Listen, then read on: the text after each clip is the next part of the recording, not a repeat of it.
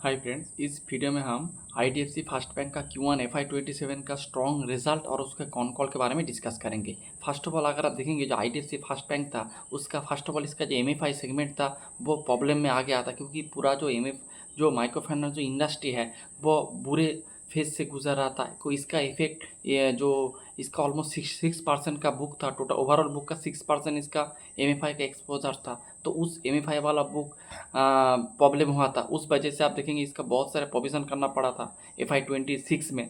तो वो प्रॉब्लम से अभी ये गुजर रहा था। आगे देखेंगे इसके पिछले वाले क्वार्टर में इसका चंडीगढ़ ब्रांच में ऑलमोस्ट एक फ्रॉड वगैरह हुआ था। इस फ्रॉड की वजह से उसको ऑलमोस्ट 600 करोड़ का इसको प्रोविज़न करना पड़ा था। इसीलिए क्यों आपका जो इस आगे वाला क्वार्टर यानी Q4 में आप देखेंगे इसका प्रॉफिटेबिलिटी घट गया था। तो अभी देखेंगे उसके बाद Q1 का रिजल्ट आया है, तो रिजल्ट जो आया है बहुत बढ़िया रिजल्ट आया है। हर एक पैरामीटर अगर आप देखेंगे इसका इम्प्रूवमेंट हुआ है और उसके साथ इसका कॉन कॉल भी बढ़िया है। तो अगर आप फर्स्ट ऑफ ऑल अगर आप देखेंगे इसका लोन बुक का अगर आप ग्रोथ देखेंगे तो ऑलमोस्ट 20.6% से इसका लोन बुक ग्रो किया है। और मैनेजमेंट का हमेशा गाइडेंस था कि हम मोटा मोटी 18 से 20% से अपना जो लोन बुक है इसको हम ग्रो करेंगे। तो according to management they are growing they are loan book. तो ये हो गया। फिर डिपॉजिट बुक अगर आप देखेंगे तो 17.7 यानी 18% से इसका डिपॉजिट वाला बुक ग्रो कर रहा है। उसके साथ अगर आप इसका कासा का परसेंटेज देखेंगे तो ऑलमोस्ट 50% प्लस हो चुका है। Q4 में कासा का थोड़ा बहुत इफेक्ट हुआ था ड्यू टू द जब fraud incident in the branch in the Chandigarh branches, but this time they are well recovered. This time उसका जो कासा का जो बुक है वो अच्छे से रिकवर कर गया है। ऑलमोस्ट 50% प्लस 50.8% इसका कासा का बुक है। अगर आप पूरे इंडस्ट्री में देखेंगे तो इसका कासा का बुक सबसे हाईएस्ट है, जो कि बहुत ही एक अच्छी बात है। फिर अगर आप इसका पैट देखेंगे ईयर ऑन ईयर बेसिस पे 132% से ग्रो किया है, जो बहुत ही अच्छे नंबर है। फिर अगर आप इसका क्वार्टर ऑन क्वार्टर बेसिस में भी देखेंगे 237% से ग्रो किया है। क्वार्टर क्वार्टर नहीं देखना है, क्योंकि पिछले वाले क्वार्टर में इसको प्रोविज़न था इसीलिए नंबर थोड़ा गिरा हुआ था। लेकिन ईयर ऑन ईयर बेसिस में नंबर जो 132% से जो ग्रोथ है वो बढ़िया ग्रोथ है। ऑलमोस्ट 1075 करोड़ का इन लोगों का पैट हो चुका है, जो कि बढ़िया है। फिर अगर आप इसके एसेट क्वालिटी देखेंगे तो एसेट क्वालिटी बढ़िया है, उसके साथ साथ और भी अच्छा इम्प्रूवमेंट हुआ है। मैं एक एक करके बताऊंगा। फर्स्ट ऑफ ऑल GNPA देखेंगे तो GNPA 1.97 था Q1 ऑफ FY26 में, अब हो चुका है 1.51%, तो इम्प्रूवमेंट हुआ है। अगर आप Q4 में देखेंगे 1.61% था। तो Q1Q और ईयर ऑन ईयर हर एक टाइम फ्रेम में इसका GNPA का नंबर इम्प्रूवमेंट हुआ है। फिर चलते हैं नेट NPA का नंबर। अगर आप नेट NPA देखेंगे 0.55 था यानी 0.55% था Q1 ऑफ FY26 में, अभी कितना हो चुका है ना 0.44%। तो इम्प्रूवमेंट है ईयर ऑन ईयर बेसिस में। इसके बाद अगर आप Q4 में देखेंगे नेट NPA का नंबर था 0.48% और Q1 में है 0.44%। तो ईयर ऑन ईयर बेसिस में भी 4 बेसिस पॉइंट का इम्प्रूवमेंट है। तो इसका जो एसेट क्वालिटी है इम्प्रूवमेंट हो रहा है। उसके साथ हम और भी कुछ देखेंगे, जैसे इसका SMA1 और SMA2 बकेट अगर आप देखेंगे वो भी इम्प्रूवमेंट हुआ है।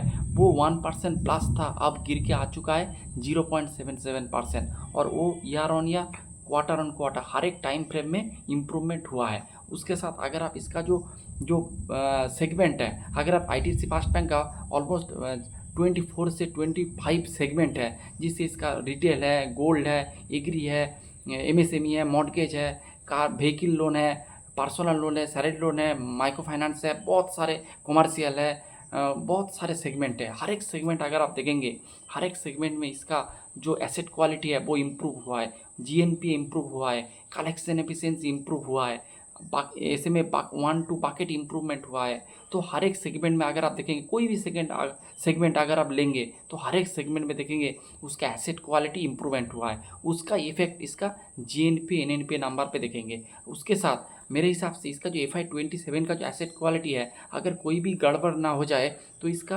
आगे में भी इसका GNPA NNPA का नंबर इम्प्रूवमेंट होगा, क्योंकि इसका SMA1 और SMA2 का बकेट जो है वो नीचे की दिशा में आ रहा है। उसके साथ माइक्रो फाइनेंस जो इसका मेन हेडेक था वो भी अब सुलट गया है। माइक्रो फाइनेंस का स्लिपेज अगर आप देखेंगे अच्छे लेवल से घट रहा है। माइक्रो फाइनेंस से ये अब ग्रोथ करने का बात कर रहा है।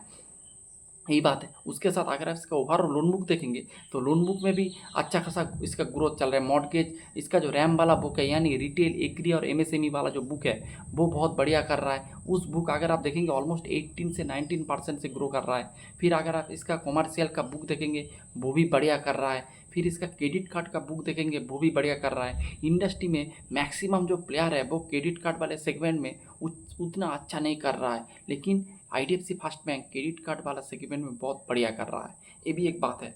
तो उसके साथ अगर हम कलेक्शन एफिशिएंसी देखेंगे तो आपका एसेट क्वालिटी तभी इंप्रूव होता है जब आपका जो कलेक्शन एफिशिएंसी बढ़ते हैं या फिर स्टेबल रहते हैं। तो अगर आप इसका कलेक्शन एफिशिएंसी देखेंगे तो 99.5% इसका ओवरऑल कलेक्शन एफिशिएंसी है। उसके साथ अगर आप माइक्रो फाइनेंस पे देखेंगे तो उसका कलेक्शन एफिशिएंसी 99.5 प्लस है, यानी उसका माइक्रो फाइनेंस बुक भी बढ़िया कर रहा है, ओवरऑल बुक भी बढ़िया कर रहा है। उसके साथ हर एक सेगमेंट ग्रोथ भी बढ़िया दे रहा है। उसके साथ उसके एसेट क्वालिटी भी इम्प्रूवमेंट की तरफ है, जो कि बहुत ही अच्छी बात है। फिर अगर आप इसका मेन एक पॉइंट जो मैंने बताना चाहूँगा, जो इसका क्रेडिट कॉस्ट आप देखेंगे, क्रेडिट कॉस्ट इसका 1.63 से घटकर हो चुका है 1.53% की क्यू ऑन क्यू बेसिस में। तो इसका ईयर ऑन ईयर बेसिस में भी इम्प्रूवमेंट है और क्यू ऑन क्यू बेसिस में भी इसका इम्प्रूवमेंट है। और अभी मैनेजमेंट का पहले गाइडेंस था कि हम मोटा मोटी 1.7 से 1.8 हमारा क्रेडिट कॉस्ट आएगा। अभी ये गाइड कर रहा है 1.5 से 1.6%, यानी ये लोग FY27 के लिए इसका जो क्रेडिट कॉस्ट रहेगा वो नीचे की दिशा में रहेगा। इसीलिए मैनेजमेंट ने एक बहुत अच्छा खासा गाइडेंस दिया है क्रेडिट कॉस्ट के ऊपर, जो कि बहुत ही अच्छी बात है। फिर हम नीम के बारे में डिस्कस करेंगे, यानी नेट इंटरेस्ट मार्जिन। तो अगर आप इसका नीम देखेंगे तो मैनेजमेंट का मोटा मोटी गाइडेंस था कि हमारा जो नीम रहेगा वो मोटा मोटी 5.7 के बीच, 7 से 7.5 पे रहेगा हमारा नीम। लेकिन अगर आप Q1 में देखेंगे इसका नीम बढ़िया किया है। इसका नीम अगर आप देखेंगे 5.96% है।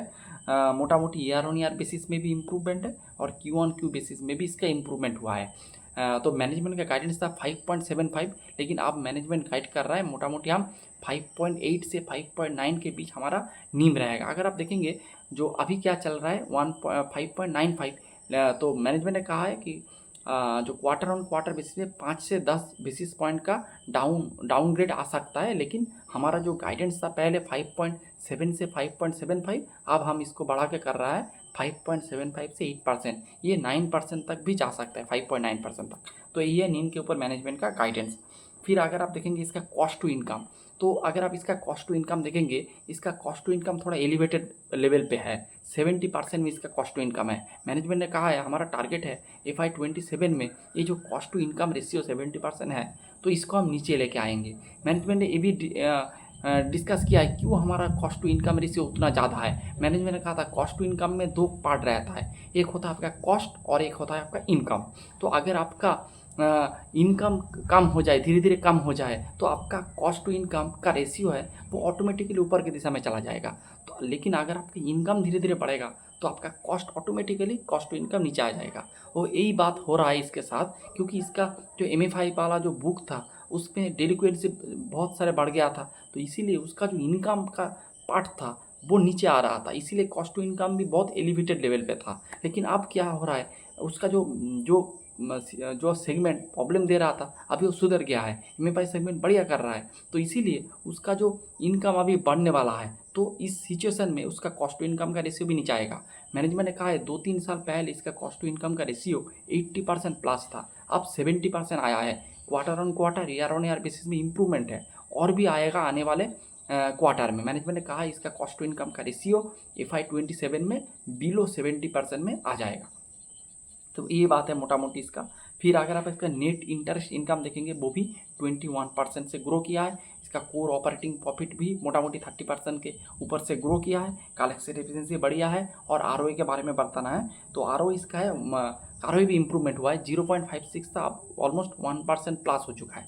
मैनेजमेंट का गाइडेंस से हम मोटा मोटी 1% के ऊपर हमारा जो ROE है 1% हम लेके जाएंगे FY27 में, ये मैनेजमेंट का तो गाइडेंस है। तो मैनेजमेंट ने यही मोटा मोटी बताया है कि हमारा जो MFI बुक है वो बढ़िया कर रहा है, उसका डिस्बर्समेंट भी धीरे धीरे बढ़ रहा है, उसके साथ कलेक्शन एफिशिएंसी एकदम बढ़िया चल रहा है। और उसका MFI वाला बुक का मैनेजमेंट का गाइडेंस है हम मोटा मोटी 15% से हमारा जो MFI बुक है उसको हम ग्रो कर लेंगे FY27 में। और उसका जो ROE का टारगेट है 1%, नीम का टारगेट है 5.8 से 5.9 तक जा सकता है नीम।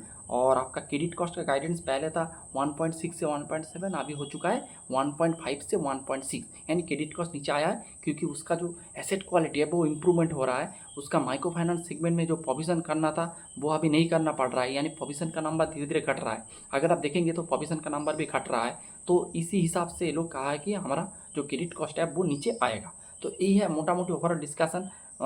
रिजल्ट बहुत ही बढ़िया है, आपका कॉन कॉल भी ठीक ठाक ही है, बढ़िया है, कोई दिक्कत नहीं है। और अगर आप इसका नीम का नंबर देखेंगे पूरा बैंकिंग इंडस्ट्री में सबसे बढ़िया है। और एक बात, अभी जो मैनेजमेंट का गाइडेंस है 20% का, लेकिन मैनेजमेंट ने एक इंडिकेट किया है कि हम अगले आने वाले क्वार्टर में हमारा जो ग्रोथ है इसको हम 20% प्लस भी कर सकते हैं। लेकिन मैनेजमेंट ने कोई ठोस गाइडेंस नहीं दिया है, लेकिन मैनेजमेंट ने एक हिंट्स दिया है कि हम अगले आने वाले क्वार्टर में ये अपना जो ग्रोथ गाइडेंस है इसको ये बढ़ा सकते हैं।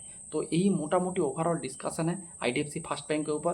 बिजनेस बढ़िया कर रहा है, एसेट क्वालिटी इंप्रूवमेंट है, नीम भी बढ़िया। अगर आप इसका नीम देखेंगे, नॉर्मली जो बैंक है जैसे ICICI बैंक का 4.5% का नीम है। अगर आप HDFC और जो एक्सिस देखेंगे तो उसका तो नीम 3.5% के नीचे है, वो भी गिर रहा है।